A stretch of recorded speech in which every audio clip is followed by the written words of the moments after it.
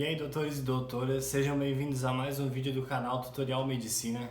Eu sou o Henrique, eu sou estudante de Medicina e no vídeo de hoje a gente vai falar sobre uma coisa muito básica dentro da ginecologia e obstetrícia, que é o ciclo menstrual. Se está gostando, não esquece de deixar o like, se inscrever ali embaixo e bora para mais um vídeo.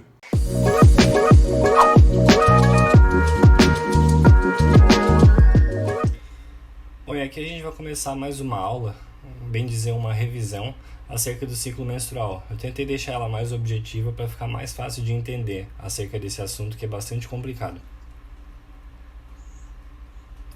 Primeiramente, o que é? Seria um conjunto de eventos, no caso aqui, que resultam da interação do eixo, que é hipotálamo, hipófise, ovário, de uma preparação para uma futura gravidez. Geralmente tem uma duração de 28 dias, que é o ciclo comum, pode ser um pouco maior ou um pouco menor, dependendo da mulher. E o sangramento geralmente ele dura de 2 até 6 dias e as perdas elas chegam até 60 ml de sangue nesse período. A gente tem que lembrar que o hipotálamo ele vai produzir o GnRH, que ele é liberado através de pulsos, e esses pulsos vão estimular a hipófise a produzir duas gonadotrofinas, o FSH e o LH.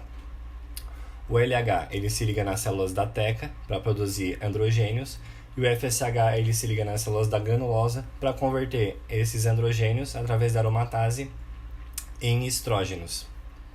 E lembrar então que o ovário é quem vai produzir o estrogênio e a progesterona.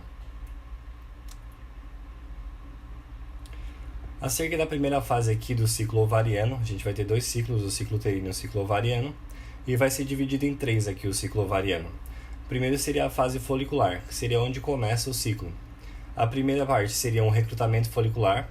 A gente vai ter a queda desses hormônios do outro ciclo e isso através de um mecanismo de feedback vai acabar estimulando a secreção de FSH lá pela hipófise. E esse FSH, no caso o hormônio folículo estimulante, que é o que significa o FSH, ele vai levar à produção de estrogênio folicular através da enzima da aromatase que eu tinha falado antes, que é quem vai estar convertendo os andrógenos em estrógenos. E ao mesmo tempo que ele aumenta a produção de estrógeno, o estrógeno também aumenta os receptores de FSH. Isso é, tu vai ter aquele hormônio agindo ali e mais locais para ele poder agir.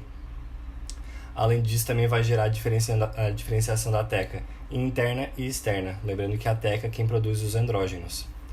Aqui a teca produzindo os andrógenos, eles são convertidos através da aromatase, e isso vai gerando uma queda ali do FSH, conforme vai aumentando o estrógeno, isso é, vai produzir o andrógeno e convertido em estrógeno.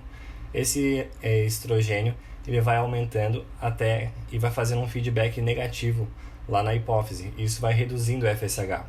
Mas lembra que eu tinha falado antes que vai aumentar os receptores de FSH nessa célula? Então, com menos FSH ele vai conseguir agir do mesmo jeito, e isso vai ajudando a selecionar o folículo.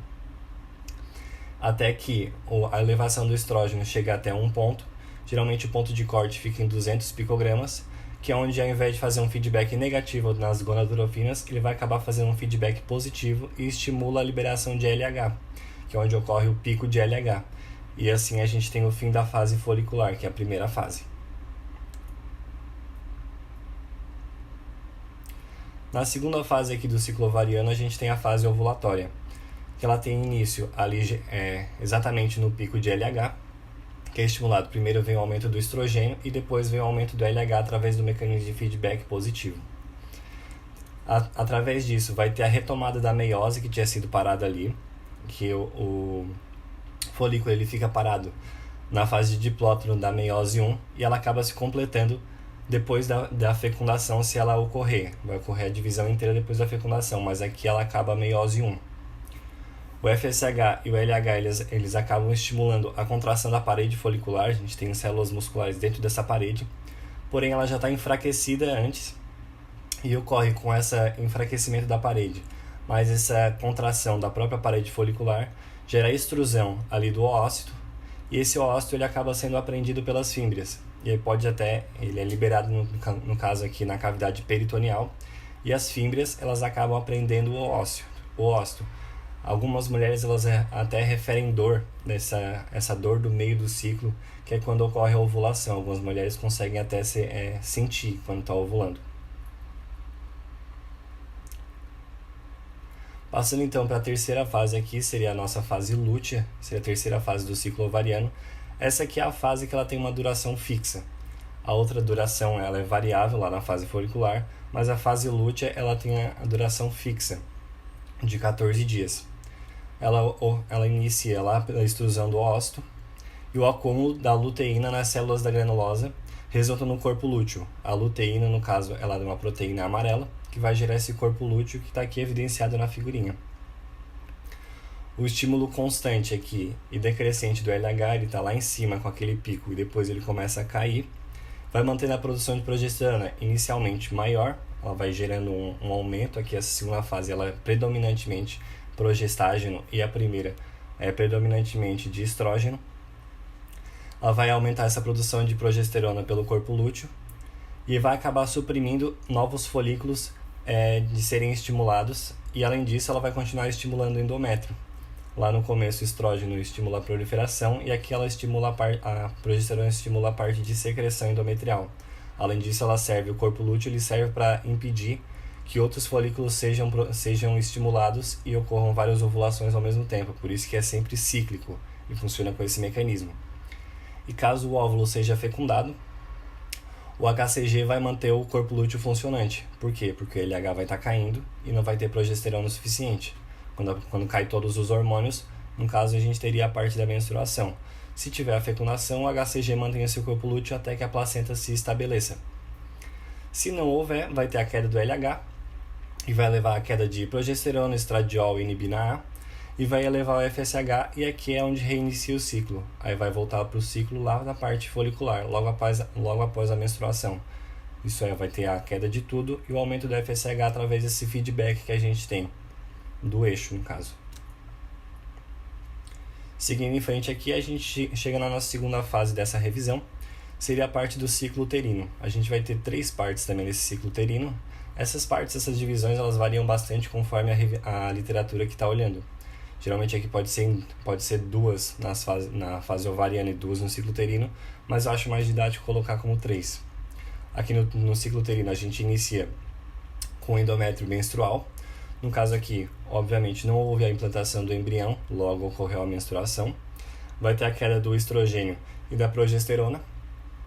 E a queda desses hormônios gera um espasmo vasomotor, a isquemia e também a reação inflamatória, aqui que ocorre isso tudo aqui, e onde vai fazer com que tenha essa perda do tecido endometrial. Lembrando que o endométrio ele tem 3 camadas, e a camada basal é sempre a que fica, ela que se prolifera para fazer as outras 2. Quem descama são as 2 de cima, a camada funcional no caso. A camada basal ela fica ali do endométrio. E isso a gente passa para a próxima fase do ciclo uterino, que seria o endométrio proliferativo. Aqui a gente tem o estímulo predominante do estrogênio, ele equivale à fase folicular no ovário, que a gente tem o predomínio de estrogênio lá no folículo, aquele estímulo lá do FSH, a gente tem que lembrar, o FSH vai estimular o estrogênio, e é onde aumenta, e isso aqui vai estimular aqui a proliferação endometrial. Tanto é que, se lembrar da aula de SOP, que pode botar aqui em cima, a gente vai ter um excesso de estímulo estrogênico na SOP. Isso pode até acarretar em algumas mulheres que ficam em amenorreia por muito tempo, dependendo da fisiopatologia. Isso pode gerar uma hiperplasia endometrial e até câncer de endométrio no futuro. Aqui a gente lembra que as glândulas elas ficam alongadas e tortuosas, logo por isso o nome proliferativo, vai ter uma proliferação endometrial. E fica tortuosos os vasos, no caso as glândulas se proliferam e os vasos também. E além do estroma, que ele acaba ficando denso. Ele fica tão denso que ele chega até 10 milímetros de espessura ali, o endométrio. E com isso, aí vai ter, no caso, a ovulação. Se a gente for fazer um paradigma com o ciclo ovariano. E a gente chega aqui até a parte do ciclo uterino na fase do endométrio secretor.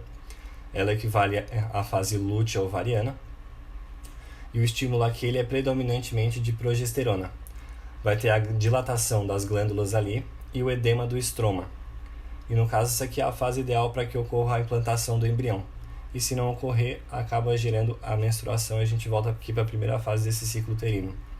É importante lembrar que o ciclo menstrual ele sempre começa no primeiro dia da menstruação. Acho que não tinha falado lá na frente, mas é sempre bom frisar isso.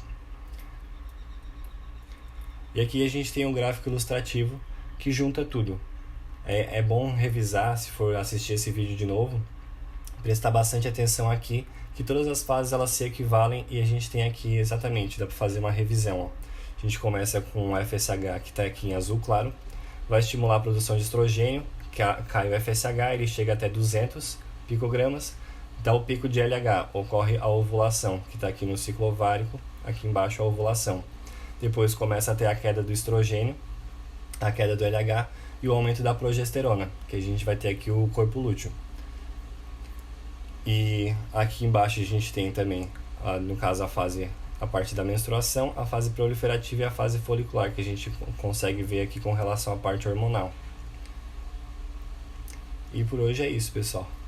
E por hoje foi isso, pessoal. Se gostou, não esquece de deixar o like ali embaixo, se inscreve no vídeo, deixa um comentário e compartilha com os amigos. E até a próxima!